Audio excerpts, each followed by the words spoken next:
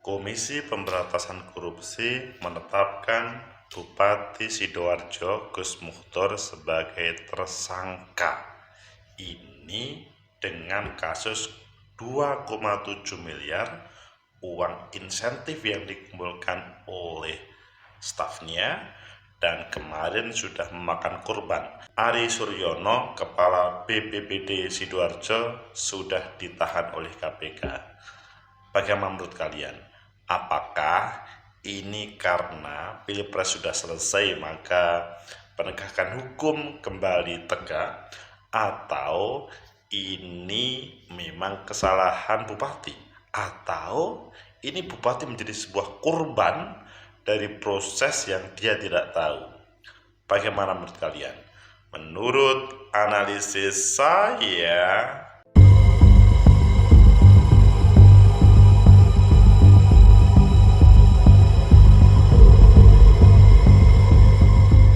Assalamualaikum warahmatullahi wabarakatuh. Salam sejahtera untuk kita semua. Pecinta masa depan negeri, tegakkan kebenaran, lawan ketidakadilan.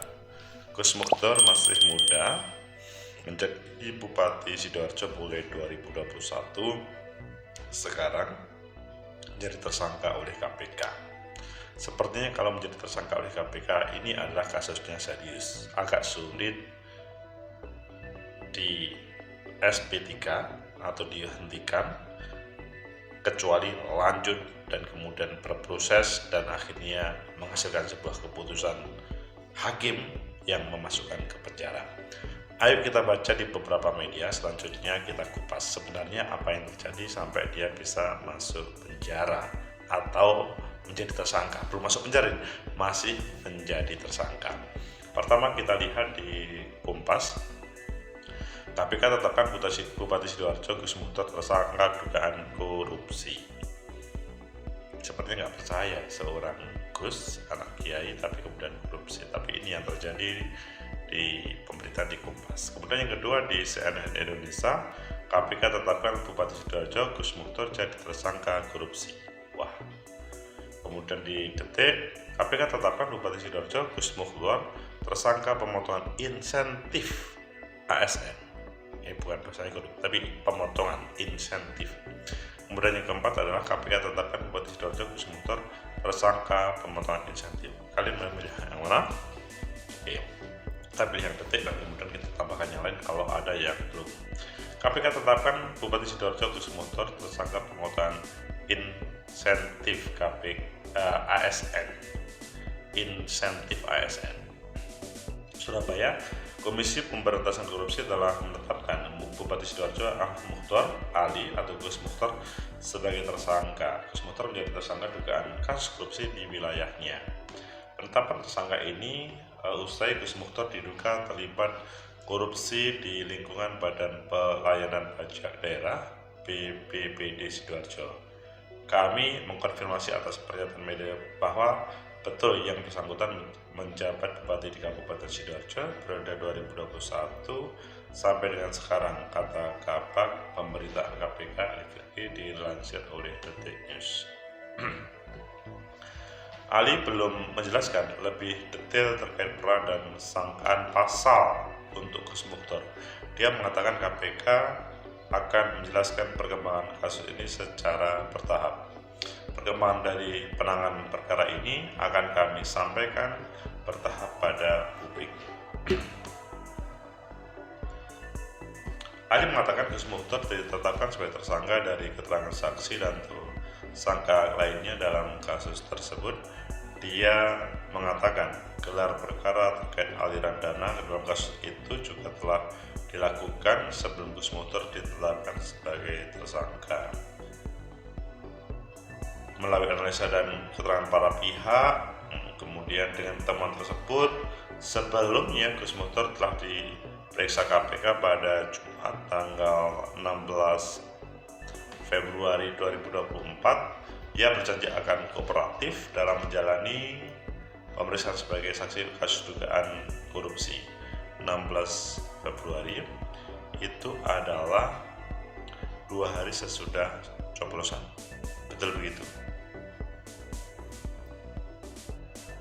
Intinya, kami berusaha memberikan keterangan yang seutuh-utuhnya sebenar-benarnya kooperatif itu Gus Muhtar, dan semoga jadi awal untuk kebaikan Sidoarjo, menjadi pembelajaran bagi Pemkab Sidoarjo. Kasus ini akan dijadikan pelajaran supaya Sidoarjo lebih transparan. Diketahui KPK telah menetapkan Kepala BPBD Sidoarjo Adi Suryono dan Kasubag Umum dan Kepegawaian Badan Pelayanan Pajak Daerah Sidoarjo nonaktif Siska Wati sebagai tersangka. Wakil Ketua KPK Nurul Gufron mengatakan Siska diduga melakukan pemotongan insentif pada 2023. Dia mengatakan total duit yang dipotong dari para ASN adalah 2,7 miliar. Besar sekali.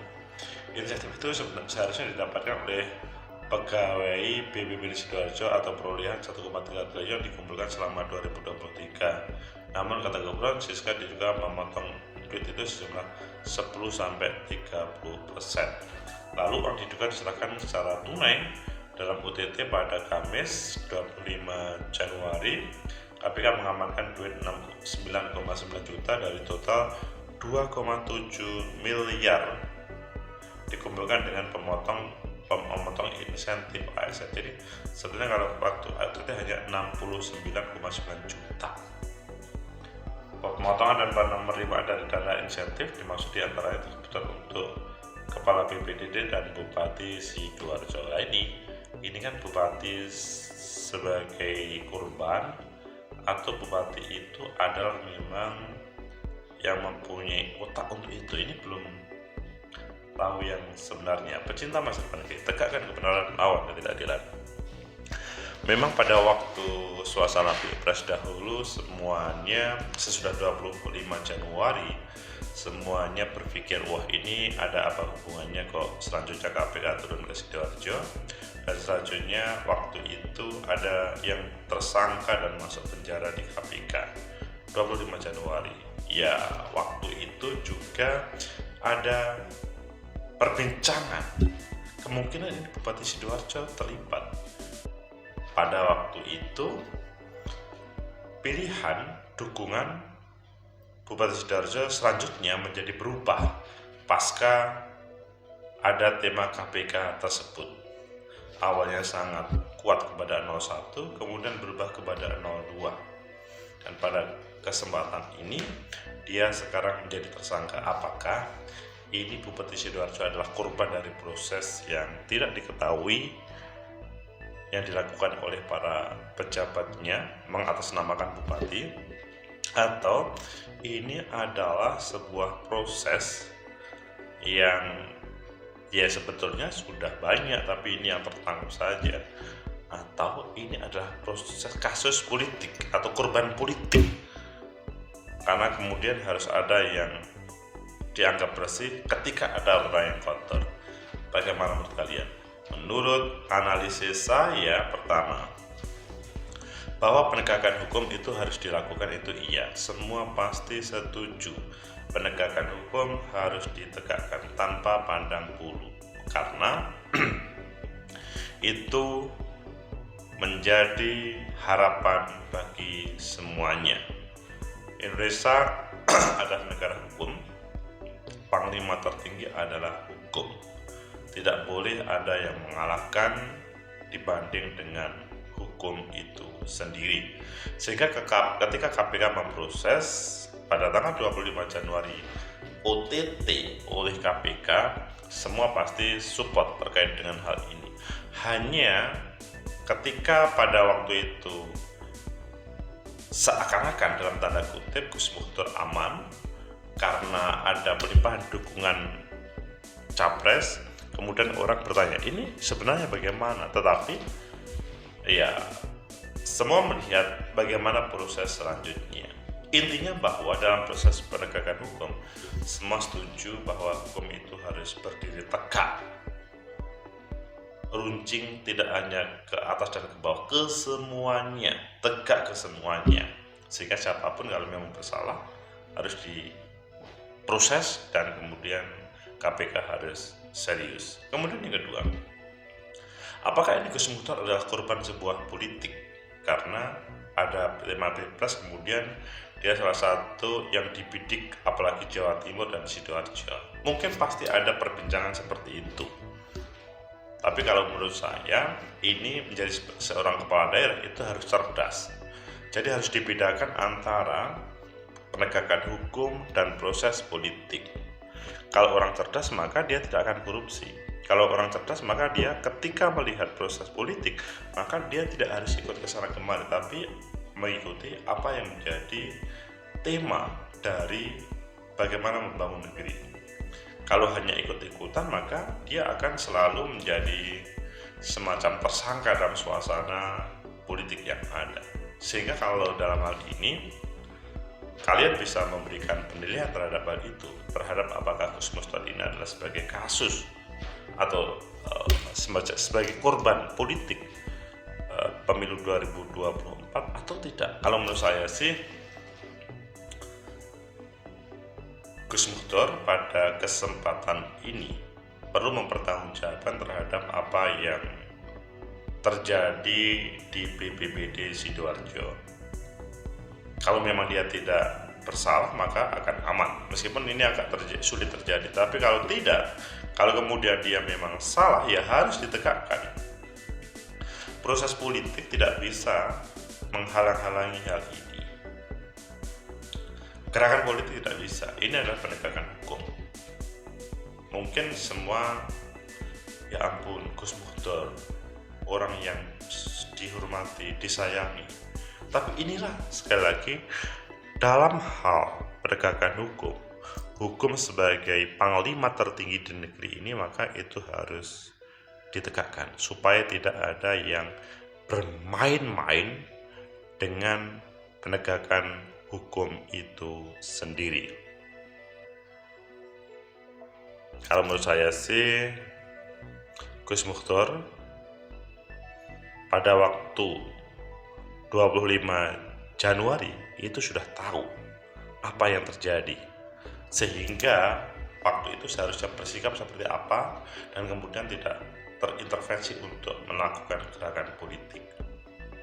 Karena penegakan hukum ya penegakan hukum. Politik itu bisa selalu berubah, tapi kalau penegakan hukum bisa harus wajib konsisten pada realnya. Kemudian yang ketiga, apakah ini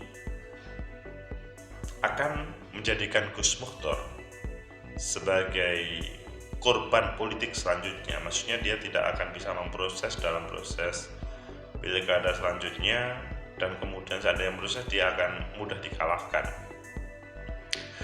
Kita belum tahu putusan hakim nanti, tetapi kalau KPK itu sudah memprosesnya, maka mengarah kepada kebenaran. Maksudnya hakim akan memutuskan. 2,7 miliar itu tidak sedikit, meskipun yang waktu OTT hanya 69,9 juta. Informasi dari Gus Mustor yang mengatakan ini adalah sebuah pembelajaran kepada Pemkab Sidoarjo supaya lebih transparan, itu adalah yang diharapkan. Jadi menjadi Bupati Sidoarjo itu tidak mudah. Beberapa orang sudah menjadi masuk penjara, baik KPK ataupun penegak hukum lainnya, Saiful Ilah ataupun sebelumnya. Pada kesempatan ini Gus Mustor menjadi tersangka. Semoga saja ini adalah menjadi pembelajaran bagi kita bersama. Penegakan hukum itu harus berdasarkan hukum, bukan ada hubungannya dengan politik. Apakah kemudian nanti pada waktu Oktober-November ketika dia maju pilkada Sidoarjo dia akan kalah? Belum tentu kalau hal itu. Tulungagung pernah memberikan contoh bahwa meskipun tersangka dia tetap menjadi pemenang. Tetapi apakah selanjutnya bisa dilantik atau tidak, itu selanjutnya. Pecinta masa negeri, ketegakkan kebenaran lawan ketidakadilan. Kita hanya bisa memotivasi kepada Gus Mustor supaya buka saja apa yang terjadi. Hukum adalah berbeda dengan politik.